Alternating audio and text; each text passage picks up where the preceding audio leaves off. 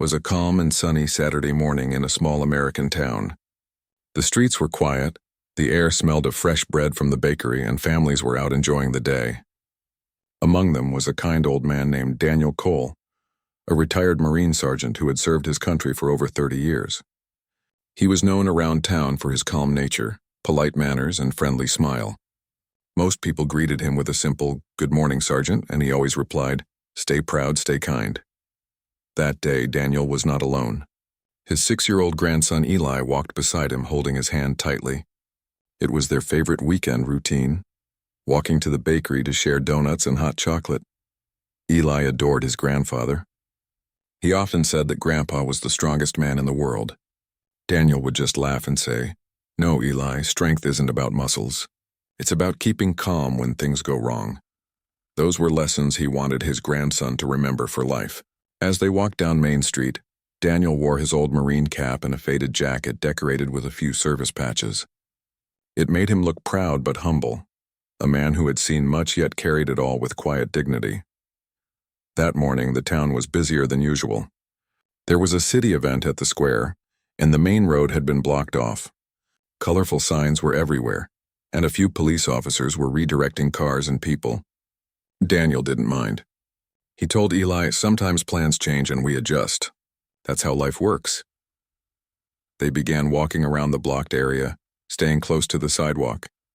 As they reached the middle of Main Street, confusion started to grow. Some drivers didn't understand where to go.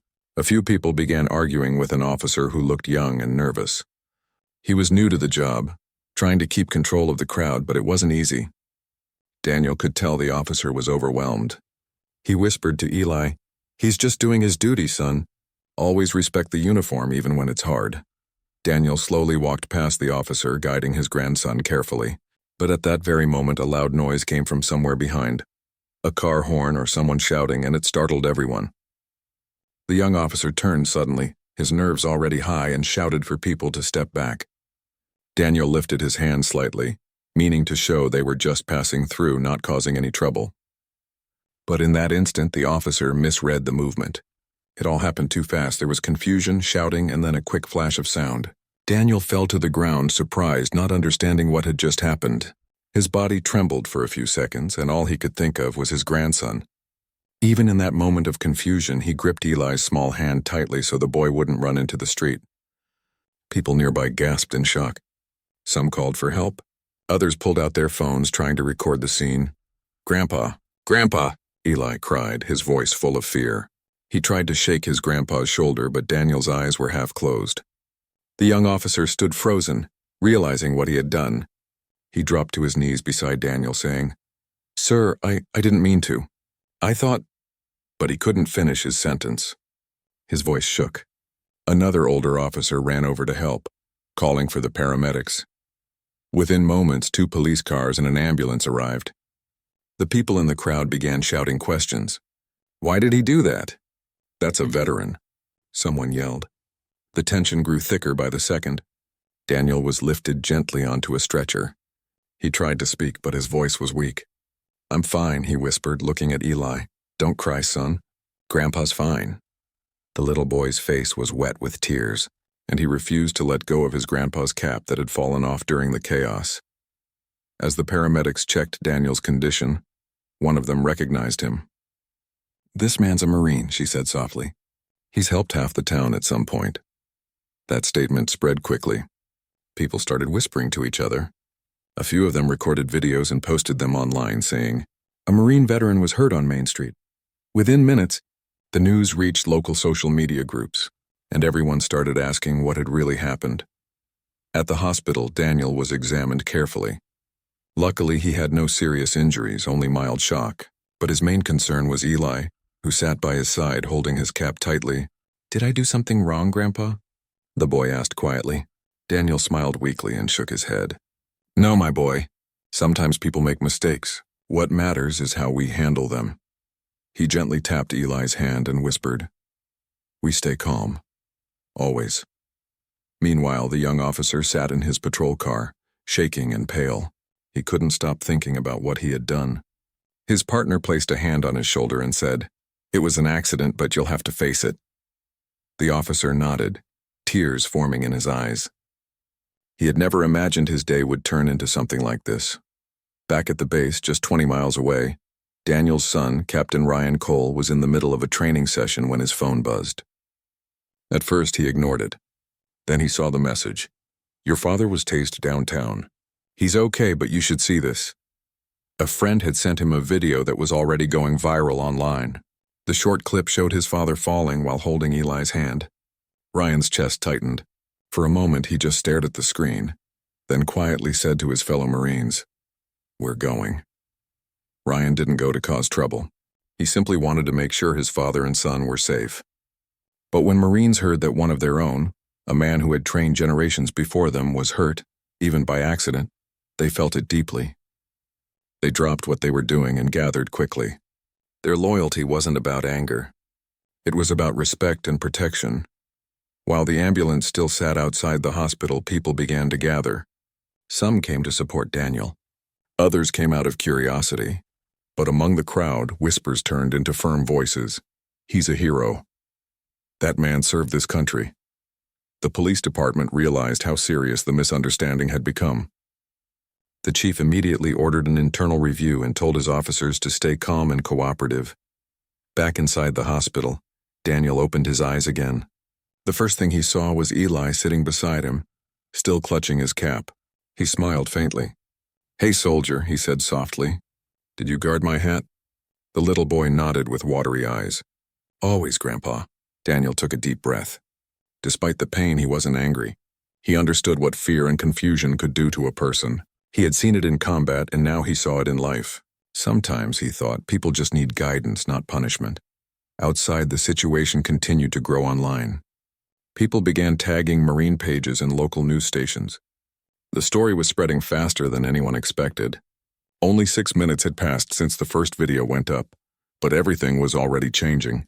The calm veteran, the frightened officer, and the brave little boy had become the center of a story that would soon teach the entire town about respect, patience, and understanding. What no one realized yet was that help was already on the way. The Marines from the nearby base were moving out not to fight, but to stand with their brother. Daniel didn't know that yet. He was just holding his grandson's small hand, smiling weakly, whispering, "Everything's going to be okay." And for that brief moment in the hospital room, surrounded by soft beeping machines and the smell of antiseptic, his calm voice and gentle eyes reminded everyone, true strength doesn't come from force. It comes from forgiveness, peace, and quiet courage. 6 minutes after the first video of the Main Street incident went online, everything around the small town began to change. The short clip of a kind old Marine being hurt while holding his grandson's hand had spread faster than anyone expected. Phones buzzed, messages popped up, and people who knew Sergeant Daniel Cole began calling each other. Many of them were veterans, some still in uniform, and others were civilians who had grown up hearing about his kindness and service. To them, Daniel wasn't just a man in a video. He was someone who had spent his life helping others, teaching respect, and showing calm in every storm dot at the nearby Marine base. Captain Ryan Cole, Daniel's son, stood in silence, watching the clip again and again. The moment he saw his father fall and his little boy crying beside him, something deep inside him moved. He didn't feel anger. He felt duty. He looked at the Marines around him, most of whom had been trained by his father years ago. "My father's in the hospital," Ryan said quietly. "He's okay, but he needs us to be there." That was all he had to say. The group of Marines nodded without hesitation. They didn't need orders. They understood what it meant to stand for family, loyalty, and respect. Within minutes, 3 military trucks left the base. It wasn't an official mission. It was a family act of unity. As they drove toward town, the people watching from sidewalks were surprised to see Marines arriving. But they didn't come in anger or aggression. They came in calm formation, walking with quiet discipline. Their presence alone made people stop arguing and stand back respectfully. The air around Main Street began to settle. The shouting turned into whispers, and the confusion slowly faded. At the hospital, Daniel sat up in bed, still weak but recovering. Little Eli was next to him, coloring on a piece of paper the nurse had given him. The door opened, and Captain Ryan walked in wearing his Marine uniform. Eli's eyes lit up. "Dad!" he cried, jumping into his father's arms. Daniel smiled softly. "You didn't have to come, son," he said. Ryan placed a hand on his father's shoulder and replied, "You do the same for me." Outside the hospital, the Marines stood quietly near the parking area. Their uniforms were neat, their faces calm, but the message they sent was clear: respect our elders, honor those who served, and protect what is right. The townspeople gathered to watch. Some took off their hats. Others stood silently, realizing this was not a protest. It was a peaceful show of unity and respect. Soon, the police chief arrived at the hospital. He was an older man who had known Daniel for years. His face showed deep regret. "Sergeant Cole," he said softly as he entered the room, "I came to say how sorry we are. It was a terrible misunderstanding." Daniel nodded, still calm. "I know," he said quietly. "Mistakes happen when fear replaces thought. What matters now is what we learn from it." His words carried weight, and even the young officer who had made the mistake, standing in the corner, lowered his head in shame. The officer took a deep breath and stepped forward. His voice shook as he said, "Sir, I can't tell you how sorry I am. I didn't mean to hurt you. I got scared, and I reacted before thinking." The room went silent. Everyone waited for Daniel's response. The old Marine looked at the young man for a long moment, then slowly extended his hand. "Son," he said, "the best soldiers are not the ones who never make mistakes. They're the ones who learn from them. Don't let this define you. Let it teach you." The officer's eyes filled with tears. He shook Daniel's hand with both of his. "Thank you," he whispered. The moment was powerful, simple, and unforgettable. It wasn't about blame. It was about forgiveness outside. The Marines stood in 2 rows along the sidewalk. When Daniel was ready to leave the hospital, they helped him walk down the steps slowly.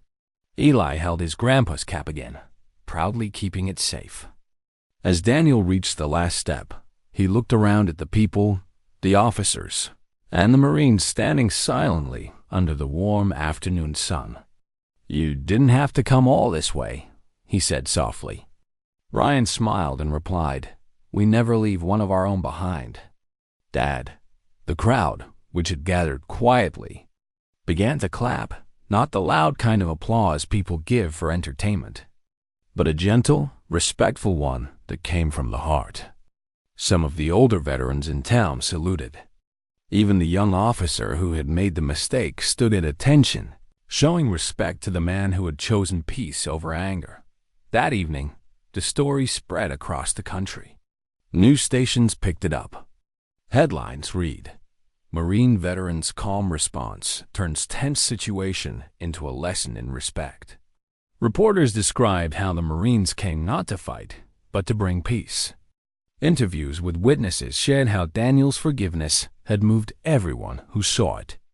Many people commented online, saying it was a rare moment where kindness and honor overcame misunderstanding. A few days later, Daniel received a visit from the police department.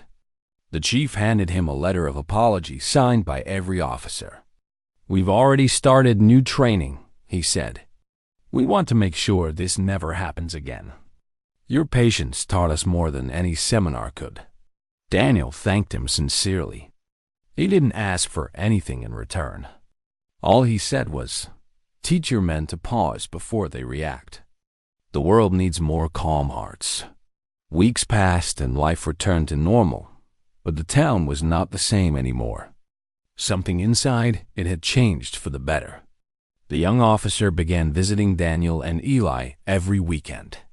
He offered to mow the lawn, fix things around the house, and help with errands. Daniel didn't treat him as the man who made a mistake. He treated him like a student, teaching him lessons about patience, duty, and compassion. Sometimes, after their chores, they would all sit on the porch together. Daniel would tell stories from his service days about teamwork, courage, and the meaning of respect. Eli would sit on his lap, listening with wide eyes, while the young officer sat nearby, learning quietly. The bakery owner, who had seen the whole event, started offering free coffee to veterans every weekend. The townspeople became more supportive of their local heroes. Schools began inviting Daniel to talk to students about peace and respect. The story of that one morning continued to inspire people long after the video had disappeared from the internet. One Saturday morning, Daniel and Eli walked again to the bakery, hand in hand, just like before. But this time, they were joined by a special guest, the same officer, now a family friend. As they reached the counter, the cashier smiled warmly. "The usual?" she asked. Daniel chuckled. "The usual. 2 donuts and a cup of courage." They sat together by the window. Sunlight came through the glass, lighting up the table. Eli took a sip of his hot chocolate and looked up at his grandpa. "Grandpa," he said softly, "you told me real strength is staying calm. You really are the strongest man I know." Daniel smiled and squeezed his hand. "No, Eli. Real strength is forgiving someone when you have every reason not to." Outside, the town's flag waved gently in the breeze. People passed by, some nodding respectfully at Daniel, others stopping to greet him. The young officer looked at the veteran who had once been his victim and now was his teacher, feeling both gratitude and pride. That moment, simple and peaceful, captured what everyone had learned. The true meaning of honor wasn't found in force, but in forgiveness. Daniel had shown his town, and perhaps the whole country, that even in moments of misunderstanding, calmness could build bridges stronger than anger ever could. From that day on, whenever people talked about what had happened, they didn't focus on the mistake. They talked about how a Marine grandfather, his little grandson, and a humble young officer turned one painful moment into a lesson that would last for generations. And every Saturday, at the same time, 3 people could be seen walking down Main Street, a grandfather, a grandson, and a reformed young officer, proof that kindness can heal what fear once broke.